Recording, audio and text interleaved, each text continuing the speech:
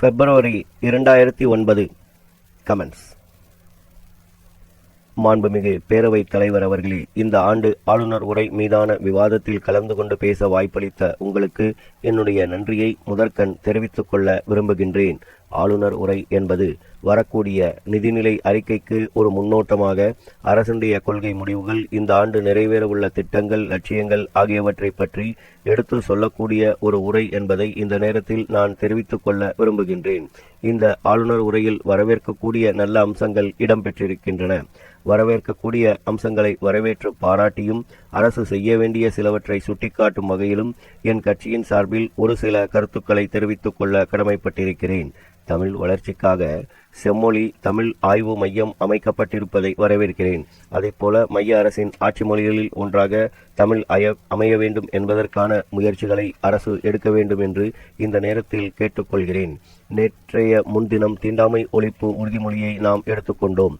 அந்த நேரத்தில் அணிவகுப்பு மரியாதை செய்தவர் தமிழில் முழக்கம் இட்டதை நமது தாய்மொழிக்கு செய்த சிறந்த சேவையாக கருதி பாராட்ட விரும்புகிறேன். சென்னை மாநகருக்காக விரைவு தொடர்வண்டி திட்டம், சர்க்கரை ஆலைகளில் இணை மின் உற்பத்தி, ஆறுகள் மற்றும் நீர்நிலைகள் மாசுபடுவதை தடுப்பதற்கு பொது சுத்திகரிப்பு நிலையங்கள் அமைத்தல் உள்ளிட்ட வரவேற்கத்தக்க அம்சங்கள் இந்த ஆளுநர் உரையில் இடம்பெற்றுள்ளன. அவற்றை வரவேற்று பாராட்டுகிறோம். அதே நேரத்தில் அனைவருக்கும் சமூக நீதி கிடைத்தல், எல்லோருக்கும் ஒரே சீரான கட்டாய கல்வி, குடியரசுத் தலைவர் முதல் சாதாரண குடிமகன் வரை ஒரே மாதிரியான மருத்துவ வசதி கிடைத்தல் போன்றவற்றிலும் அரசு கவனம் செலுத்திட வேண்டும் என்று நான் அன்போடு கேட்டுக்கொள்ள கடமைப்பட்டிருக்கின்றேன். தமிழகத்தில் சமச்சீர் கல்வி முறையை அமலாக்க வேண்டும் என்ற எங்களின் கோரிக்கையை ஏற்று அரசு அதற்கென ஒரு குழுவை நியமித்தது. அக்குழுவின் அறிக்கை சமீபத்தில் அவை முன் வைக்கப்பட்டுள்ளது. அனைத்து கல்வி முறைக்கும் ஒரே சீராக 500 மதிப்பெண்கள் என்று வரையறை செய்யப்படும் என்று அரசு அறிவித்துள்ளதற்கு பாராட்டுக்களை தெரிவித்துக் கொள்கிறேன். இதில் மற்றொன்றையும் நான் குறிப்பிட விரும்புகின்றேன். சமச்சீர் கல்வி முறையை அமுல்படுத்துவதில் எந்தெந்த பரிந்துரைகளை ஏற்றுக்கொள்வது என்பதை முடிவு செய்வதற்கு ஒரு ஆலோசனை குழுவை நியமித்துள்ளதாக சொல்லப்பட்டிருக்கிறது. ஏற்கனவே கல்வித்துறையில் பல்வேறு குழுக்கள் மத்திய அரசாலும் மாநில அரசாலும் பல்வேறு காலகட்டங்களில் அமைக்கப்பட்டு அவற்றினுடைய பணிகள் முடிவடையாமல் இருக்கின்றன. எனவே இந்த சமச்சீர் கல்வி முறை எந்த தேதியிலிருந்து அமல்படுத்தப்படும் என்பதை அரசு அறிவிக்க வேண்டும் என்று கேட்டுக்கொள்ள கடமைப்பட்டுள்ளேன். கட்டாய நன்கொடை அல்லது அரசு அறிவித்துள்ளதற்கு மேலும் கல்வி கட்டணம் வசூலித்த சில தனியார் கல்லூரிகள் மீது அரசு எடுத்துள்ள நடவடிக்கையை வரவேற்கிறோம். இதேபோல மழலையர் பள்ளி மற்றும் மெட்ரிக் வகுப்பு வரை கட்டாய நன்கொடை மற்றும் அதிகமான கல்வி கட்டணம் பள்ளிகளிலும் வசூலிக்கப்படுவதை அரசின் கவனத்திற்கு கொண்டு வர விரும்புகிறேன்.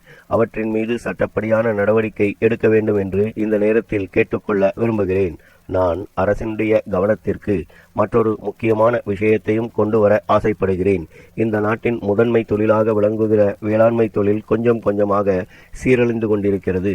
விவசாய இடுபொருட்களின் விலை உயர்ந்துள்ள அதே வேளையில் விவசாயிகள் உற்பத்தி செய்யும் பொருட்களுக்கு நல்ல விலை கிடைப்பதில்லை.